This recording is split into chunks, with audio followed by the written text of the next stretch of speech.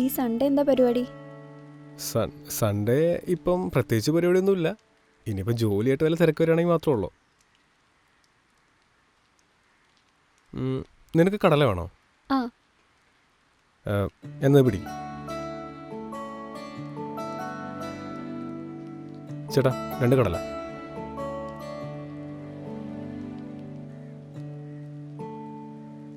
പിടിക്കേ, പോവാം.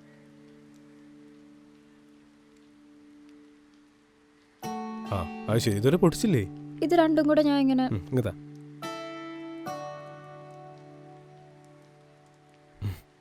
നിനക്ക് എങ്ങനെയാണ് ഈ കടല കൊണ്ടൊക്കെ തൃപ്തിപ്പെടാൻ പറ്റണേ? എൻ്റെ ഡാഡി പണ്ടേ റിച്ച് ആയതുകൊണ്ട് ഞാൻ പീനട്ട് ബട്ടർ മാത്രമേ കഴിക്കാറുള്ളൂ. എൻ്റെ പൊന്ന് സച്ചി, നിനക്കറിയാലോ, ഞങ്ങൾ 3 പെൺമക്കളാ.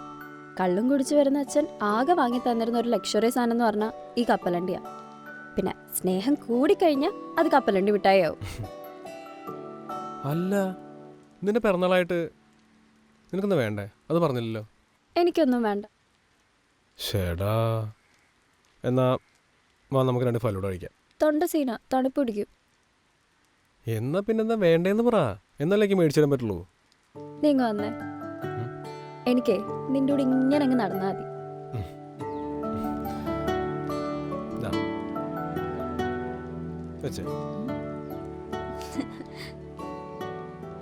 നമ്മുടെ കയ്യിൽ കുറച്ച് ക്യാഷ് കൂടി ഉണ്ടായിരുന്നുണ്ടെങ്കിൽ നന്നായി ജീവിക്കായിരുന്നു അല്ലേ? ദേ, ബസ് സ്റ്റോപ്പ് എത്താറായി. നമുക്കൊരു ബർത്ത്ഡേ സെൽഫി എടുത്താലോ? ആ, അത് ഈ കുട മടക്കട്ടെ.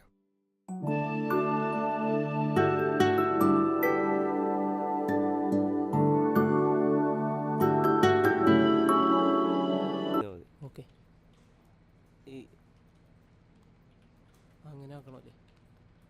ആ അല്ല, അതങ്ങോട്ട് എത്തിച്ചാൽ മതി. അത്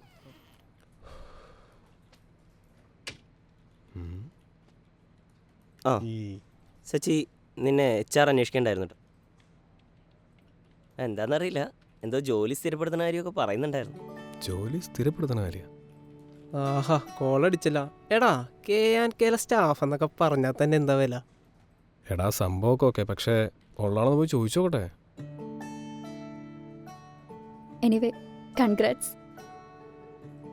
വൈകിട്ട് ട്രീറ്റ് ഉണ്ട് കേട്ടോ, മറക്കണ്ട. നിങ്ങക്ക് എന്നും ട്രീറ്റ് അല്ലേ? നമ്മളെല്ലാം അറിയണ്ടട്ടാ. അല്ലേ സെലിനെ? എനിക്കറിയില്ല. എന്റെ പൊന്നോ, എന്തൊരു തുണയാണിത്. നീയല്ലേ പറഞ്ഞ അവരവിടെ കണ്ടു ഇവിടെ കണ്ടെന്നൊക്കെ? കണ്ടുന്നല്ലേ ഞാൻ പറഞ്ഞുള്ളൂ. അത് ശരി, ഇപ്പൊ അങ്ങനെ. നിക്ക്, ആദ്യം നീ അങ്ങോട്ട് പൊക്കോട്ടെ, എന്നിട്ട് നമുക്കെല്ലാം ശരിയാക്കാം.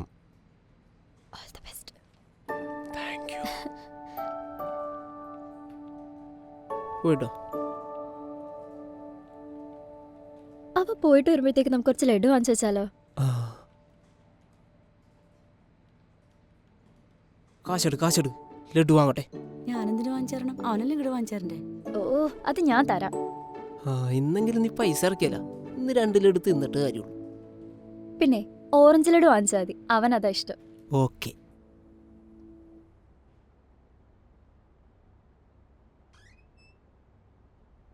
May come in sir?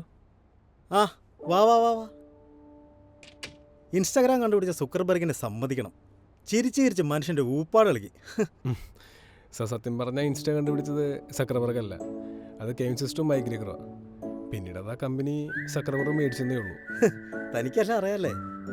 എന്നാൽ പിന്നെ ഈ PSC ഒന്ന് ട്രൈ ചെയ്തൂടെ? അല്ലെങ്കിൽ വേണ്ട, നമുക്ക് നല്ലൊരു സ്റ്റാഫിനെ മിസ് ചെയ്യും.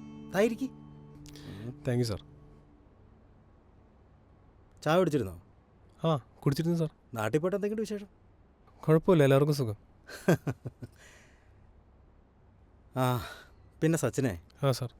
ഈ ഇൻസ്റ്റാഗ്രാമിൻ്റെ സെർച്ച് നോക്കിയ പിന്നെ മൊത്തം പെൺപിള്ളേരാ, അതോ കുറച്ച് തുണി കൊടുത്ത ഫോട്ടോസും വീഡിയോസും? ആ, ഭാര്യ ഇന്നലെ പൊക്കി. മനസ്സിലായില്ല? ഇല്ല.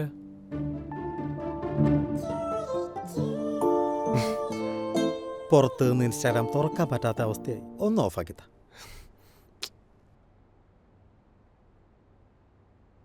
ഇതിപ്പോൾ അത്ര വലിയ സീനൊന്നുമില്ല. ഇതിന് സെൻസിറ്റീവ് കണ്ടന്റ് ഓഫ് ചെയ്താൽ മതി. അത് ഓഫാക്കിയാൽ പിന്നെ വരില്ല. അയ്യോ, പിന്നെ വരില്ലേ? ഇല്ല. അല്ല എന്നാലും എന്താ ഇതിനകത്ത് ഇങ്ങനെ വീഡിയോസും ഫോട്ടോസൊക്കെ വരാൻ കാരണം? അത് പിന്നെ ഇത് മാത്രം കാണുകൊണ്ടായിരിക്കും. ആ, അത് ഓഫ് ചെയ്തേരെ. ഓഫ് ചെയ്തിട്ടുണ്ട്. അതെ, ഇതെങ്ങനെയാണ് ഓൺ ചെയ്യേണ്ടതെന്ന് പിന്നെ ഒന്ന് പറഞ്ഞു തരണേ.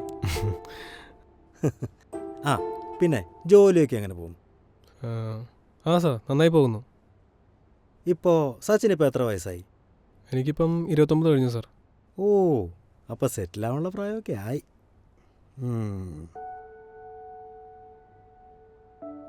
ഒരു കൊച്ചു കല്യാണമൊക്കെ ഒന്ന് കഴിക്കണ്ടേ?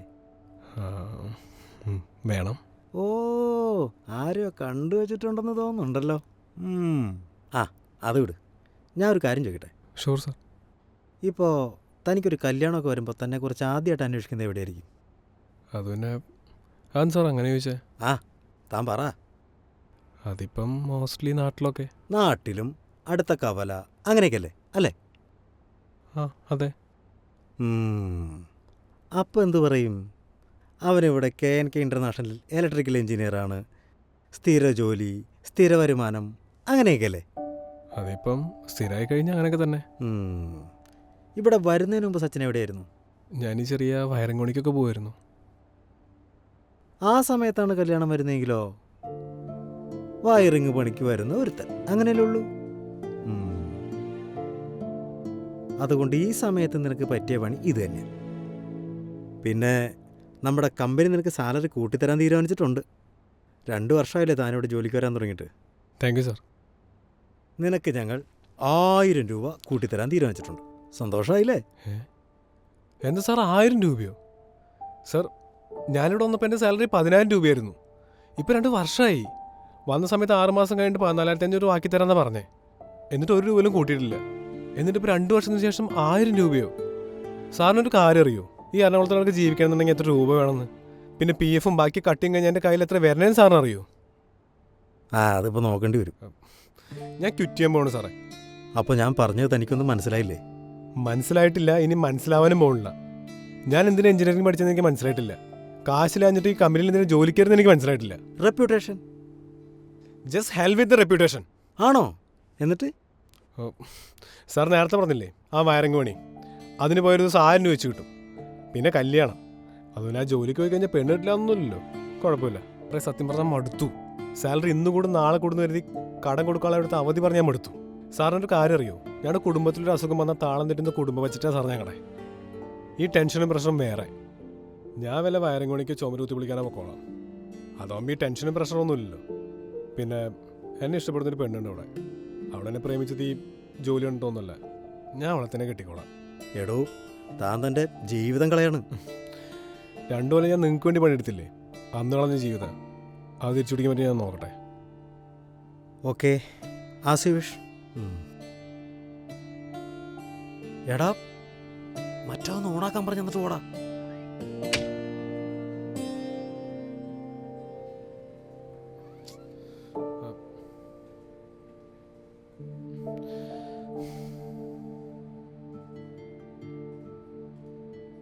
എന്താടാ? ഞാൻ നിർത്തിയിട്ട് ഇവിടുത്തെ പണി.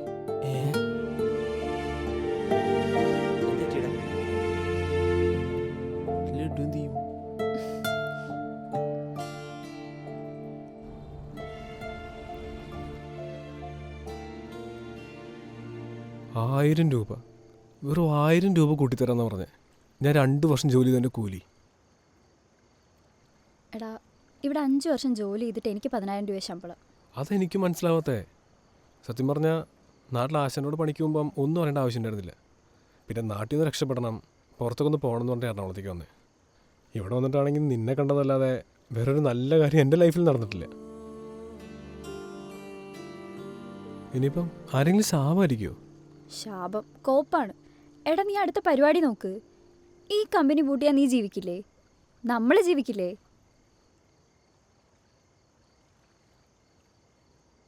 നീ ഈ സിനിമയെല്ലാം കണ്ടിട്ടില്ലേ? നല്ലതെപ്പോഴും ലാസ്റ്റിലേ സംഭവിക്കൂ. എടി, ചാകുമ്പോൾ സംഭവിച്ചിട്ട് എന്തിനാടി? ഇവിടെ ഒന്നും ശരിയാവുന്നില്ലല്ലോ, എല്ലാം ശീലാവുന്നല്ലേ ഉള്ളൂ. എടാ, നിനക്കൊരു പണി അറിയാവുന്നതല്ലേ, അത് ചെയ്താൽ പോരെ? ഞാനും അതിനെ ആലോചിക്കണേ. പക്ഷേ അതിന് കുറച്ച് ടൂൾസൊക്കെ മേടിക്കണം. കയ്യിൽ പൈസ ഉണ്ടോ? പൈസയോ? ഇനി വീണ് കിട്ടിയ വല്ല ലോട്ടറി അടിക്കേണ്ടി വരും, എന്നാലേ ഉള്ളൂ.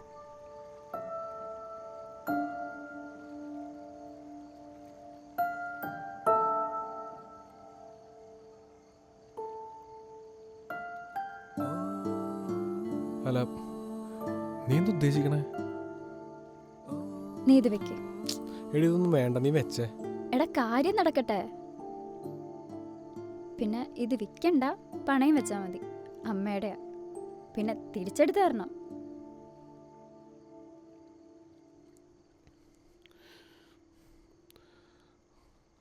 അപ്പോൾ നീ എന്ത് ചെയ്യും? എടാ നമ്മളെപ്പോലുള്ളവർക്ക് വേണ്ടിയിട്ടല്ലേ ദൈവം ഈ റോൾഡ് ഗോൾഡ് കടകളൊക്കെ സൃഷ്ടിച്ചേക്കുന്നത്. നീ വാ, ഒരെണ്ണം സെലക്ട് ചെയ്യ്, വാങ്ങി തന്നിട്ട് പോയാൽ മതി.